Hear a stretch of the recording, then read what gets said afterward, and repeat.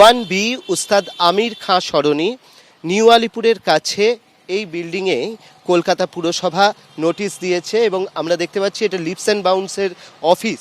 একসময় এখানে ইডি অভিযান চালিয়েছিল এবং ইডি তল্লাশি চালিয়েছিল।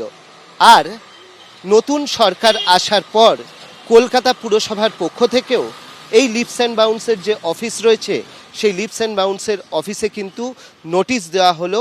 401 এই ধারাতে নোটিশ দেওয়া হয়েছে। 37 পণ্ডিতিয়া রোড একটি বড় আবাসন। এই আবাসনেই অমিত বন্দ্যোপাধ্যায়ের নামে দুটি নোটিশ ইস্যু করেছে কলকাতা পুরসভা।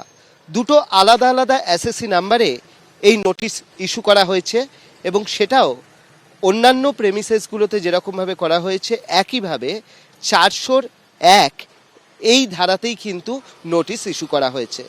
কলকাতা পুরসভা 188 হরিশ মুখার্জি রোডের এই বাড়িতে নোটিশ দিয়েছে এবং এই নোটিশ দেওয়া হয়েছে লিপস অ্যান্ড বাউন্স প্রাইভেট লিমিটেডের নামে এবং কলকাতা পুর আইন যে রয়েছে তার 401 ধারাতেই নোটিশ দেওয়া হয়েছে।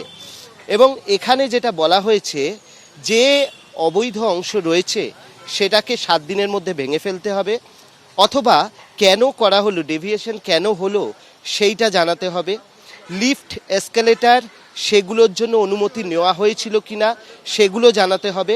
না হলে কলকাতা পুরসভা নিজেই অবৈধ অংশ ভেঙে দেবে এবং ভেঙে দেওয়ার পর তার যে খরচ সেই খরচও যিনি হচ্ছেন ওনার তার থেকে আদায় করা হবে। 119 কালীঘাট রোডের এই বাড়িতেও কলকাতা পুরসভার তরফ থেকে নোটিশ দেওয়া হয়েছে। 401 এই ধারায় নোটিশ দেওয়া হয়েছে এবং যেখানে একইভাবে বলা হয়েছে যে অংশে অবৈধ নির্মাণ রয়েছে সেই নির্মাণ ভেঙে ফেলতে হবে 7 দিনের মধ্যে, অথবা কেন করা হলো তার কারণ দেখাতে হবে, অথবা এই দুটো যদি না হয় তাহলে সেক্ষেত্রে কলকাতা পুরসভা কিন্তু সেটাকে ভাঙবে এবং তার খরচও নেওয়া হবে এখানে যিনি মালিক রয়েছেন তার কাছ থেকে। এবং এটা লিপস অ্যান্ড বাউন্সের নামেই এই চিঠিটা করা হয়েছে। যে নোটিশ আমরা দেখতে পাচ্ছি, যে নোটিশ আমাদের রয়েছে সেখানে খুব স্পষ্ট করে লেখা রয়েছে যে এই যে এখানে রয়েছে 119 Kalighat road lips and bounce, তার নামে কিন্তু নোটিশ ইস্যু করেছে কলকাতা পুরসভা।